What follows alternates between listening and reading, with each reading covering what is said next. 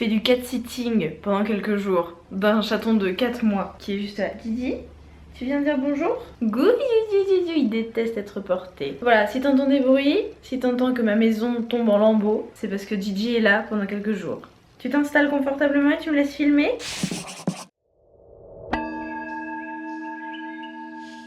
Dans cette vidéo, j'ai envie de te parler de faire du sexe quand on a ses règles. Et oui, parce que quand même, dans notre société, le discours majoritaire, c'est que les règles, le sang menstruel en tout cas, c'est sale. Mais comme beaucoup de sujets sur cette chaîne, comme les poils, le poids, le fait de porter un soutien-gorge ou non, j'ai envie de déconstruire cet a priori et de te proposer une autre façon de penser. Dans cette vidéo, on va traiter 5 points différents et comme je te fais une bonne introduction, je te les cite en avance. On va parler de l'obligation de faire du sexe à tout prix, de la question du dégoût autour des règles, des avantages à faire du sexe pendant les règles et aussi le côté technique, comment faire, et on va finir avec la question de la pénétration et de la créativité autour de la sexualité. Évidemment, avec les mots que j'ai dit dans cette première minute de vidéo, j'ai déjà été démonétisée, censurée, soumise à une limite d'âge et shadowban par YouTube. Hello, darkness, my old friend.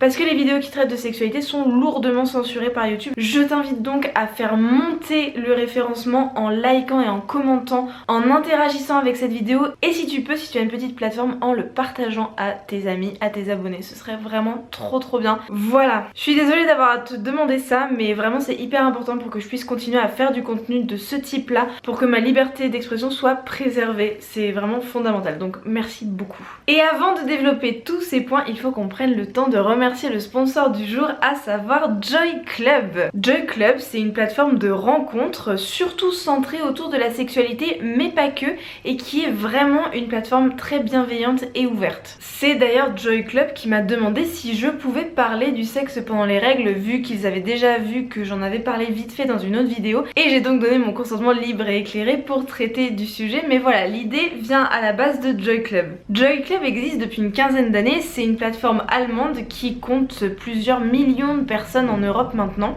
Je check mes notes, on est sur 4 millions d'utilisateurs en Europe actuellement. Et il y a évidemment beaucoup de monde en France, hein, sinon j'en parlerai pas ici. Tu peux donc y faire des rencontres, mais pas que. Joy Club a un forum où tu peux parler de plein de choses avec des catégories de sujets, des profils de personnes, mais pas que avec des photos, avec aussi des vidéos, des possibilités de live stream, des possibilités de conversation. Joy Club a aussi un magazine, d'ailleurs je vais avoir un article qui va sortir ce vendredi, donc le vendredi 3 jours après que tu vois cette vidéo. Et je suis pas sûre d'avoir fait le tour tellement il y a d'options. Et tu as la version web Joy Club, mais tu as aussi l'application Joyce qui sont très complémentaires. Vraiment c'est deux choses qui vont ensemble et l'abonnement premium offre l'accès intégral aux deux. Bref, l'offre de Joy Club est tellement complète que tu vas trouver ton bonheur, que ce soit pour un coup d'un soir ou pour rencontrer le grand amour, ou simplement pour te renseigner sur des questions autour de ta sexualité, ou juste discuter de tes fantasmes de façon juste sécurisée, où t'es sûr que ce sera bienveillant et tolérant. Et moi par exemple j'ai créé un compte en tant qu'entreprise, en tant qu'artiste. Tu peux donc tisser des relations professionnelles aussi sur Joy Club autour de la sexualité, ce que je trouve quand même hyper cool. Je te l'ai dit plein de fois, c'est une plateforme bienveillante où tu peux parler de tout, où vraiment tu seras accueilli avec une bonne oreille et une écoute, mais c'est pas pour autant que tu peux faire n'importe quoi. Il y a une équipe de modérateurs qui est sur le site 24h sur 24, 7 jours sur 7, donc c'est un environnement sécurisé où vraiment il y aura aucun souci. Et un point que j'apprécie particulièrement parce que je suis sensible à ce genre de choses, c'est que tu n'es pas obligé de t'inscrire en tant qu'homme ou en tant que femme, tu peux aussi t'inscrire en tant que non-binaire ou préciser si tu es une personne trans, et vraiment ça fait du bien de voir une pluralité des questions de genre sur les sites de rencontres. Et pour ce qui est de l'abonnement, l'abonnement de base et l'inscription est gratuit et tu peux déjà largement explorer la plateforme juste avec l'abonnement gratuit. Et puis après, si tu vérifies ton profil, si tu fais vérifier ton profil, tu as accès à des nouvelles fonctionnalités toujours gratuitement, et en plus de ça, tu as l'abonnement premium qui est donc une option, t'es pas obligé de le prendre, mais ça débloque une quantité hallucinante de fonctionnalités pour seulement 8,30€ par mois, ce que je trouve franchement hyper accessible au vu des prix des sites de rencontres. Tu as le lien vers Joy Club dans la barre d'infos et je t'invite vraiment à aller t'inscrire très vite pour juste profiter de cette plateforme qui est super riche et découvrir tout cet univers que je trouve vraiment génial, et je suis ravie de les avoir comme sponsor de cette vidéo. Merci beaucoup à Joy Club de me faire confiance, et on est parti pour le sujet de la vidéo, à savoir le sexe pendant les règles. Déjà, je préfère commencer par ça. Il n'y a aucune obligation à faire du sexe pendant les règles ou même à faire du sexe tout court. J'en parle tout de suite parce qu'on a trop tendance à mettre des injonctions sur la sexualité plutôt que juste des autorisations et des possibilités. Je pense à des injonctions comme c'est cool de tester tout le temps des nouvelles choses, c'est ringard de pas vouloir ouvrir la relation, il faut absolument faire du sexe plusieurs fois par semaine sinon notre couple est en danger, ou il faut absolument faire du sexe pendant les règles et en public sinon t'es frigide. Enfin bref, il y a tellement d'injonctions dans la sexualité et je veux pas en rajouter une avec cette vidéo. Parfois on a tellement mal pendant nos règles que juste l'idée d'imaginer faire du sexe ça nous fait mal.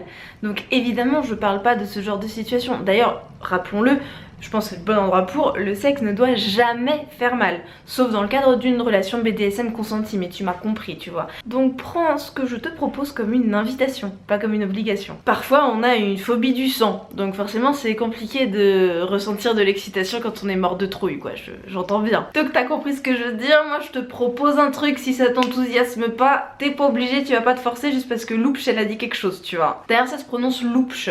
L-O-U-P-C-H-E, Loupch, et mon prénom c'est Lou. J'aime pas trop dire Loupch, c'était juste pour la blague. Bref, point numéro 2, les règles, c'est pas dégoûtant. Donc on peut faire l'amour pendant ces règles puisque ça ne pose aucun problème d'hygiène ou de santé. J'ai des vagues souvenirs de cours d'histoire où, à une époque, je sais plus laquelle, les femmes étaient jugées impures pendant leurs règles et donc devaient s'isoler au risque de contaminer les autres personnes avec leur impureté. C'est quand même un truc de malade.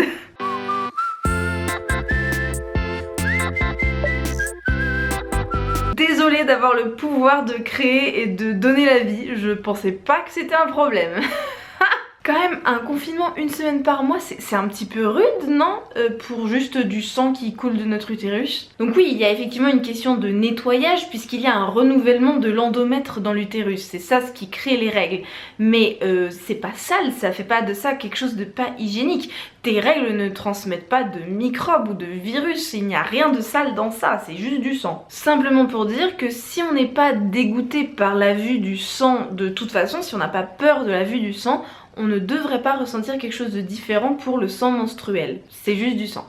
Et puis ça peut avoir de gros avantages de faire du sexe pendant les règles. Déjà, quelque chose de non négligeable, beaucoup de personnes qui ont leurs règles ont des pics de libido au moment de leurs règles. Ça peut durer 24 heures, comme ça peut durer toute la période des règles, il n'empêche que c'est très fréquent. C'est pas systématique, mais ça arrive très souvent. Pourquoi se priver d'un moment où on a une libido qui arrive de façon complètement spontanée? Ce serait quand même dommage de passer à côté d'une partie de jambes en l'air endiablée juste parce qu'il y a un petit peu de sang, quoi. Aussi, petit détail, mais le sang ça lubrifie. Évidemment pas aussi bien qu'un lubrifiant ou pas aussi bien que le liquide cervical en lui-même, mais ça reste un lubrifiant naturel d'une certaine façon. Grâce à la présence de sang, toute la zone de la vulve et du vagin est plus souple, plus élastique, plus détendue.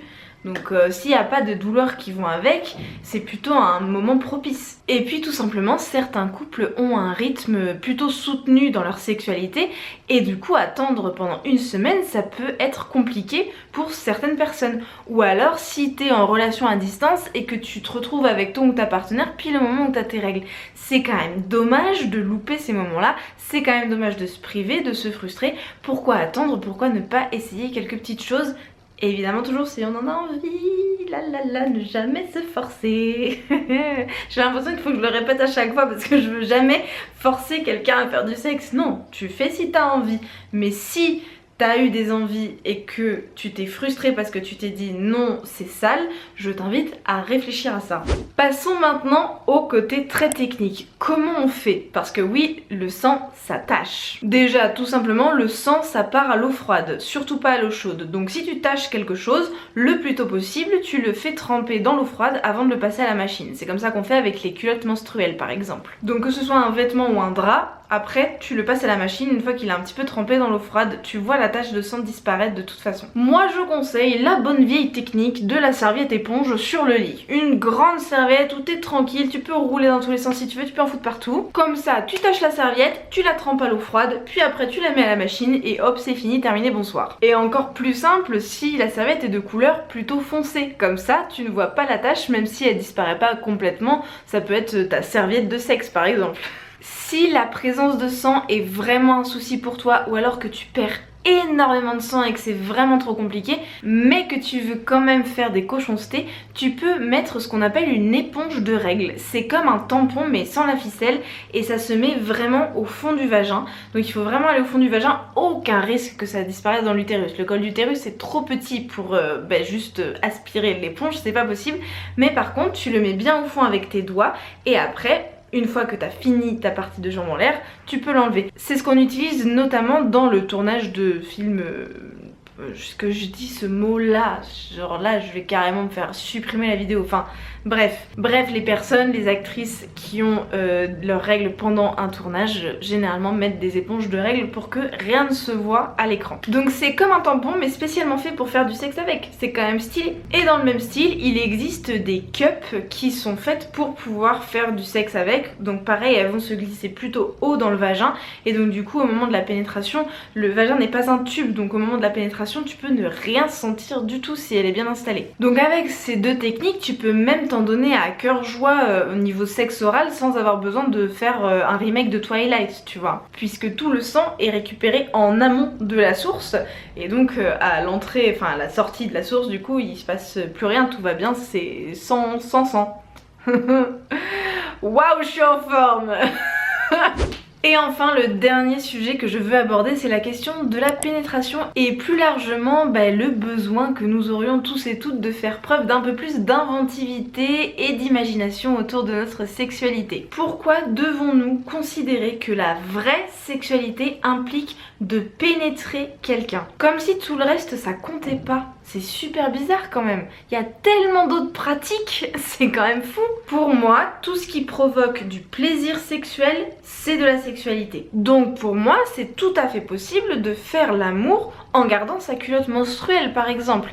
Des frottements par-dessus le tissu, un sextoy qui vibre suffisamment fort pour pouvoir passer au travers de la culotte menstruelle. Il y a plein d'options possibles ou juste stimuler toutes les zones érogènes qui existent sur le corps. Il y en a tellement d'autres qui n'impliquent pas de juste passer par la stimulation de la vulve, du vagin et encore moins par la pénétration en fait. On peut jouir de tellement de façons différentes, faisons preuve d'un petit peu de créativité, pensons au-delà de la pénétration et du coup profitons de faire du sexe pendant nos règles sans forcément aller pénétrer le vagin qui a ses règles en ce moment. Il y a plein d'autres possibilités.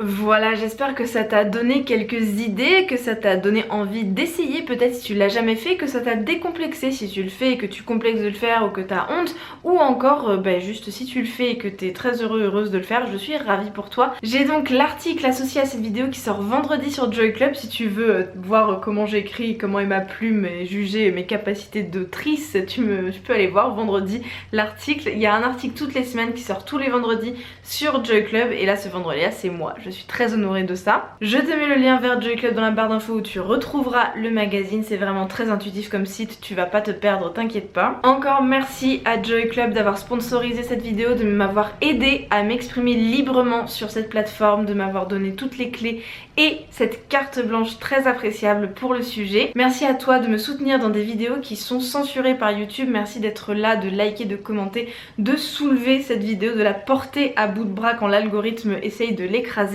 Moi je vais faire des câlins au chat qui dort juste en face de moi, je vais filmer des TikTok et je te remercie d'avoir été là jusqu'au bout. Je te fais un énorme bisou et je te dis à mardi prochain. Mouah.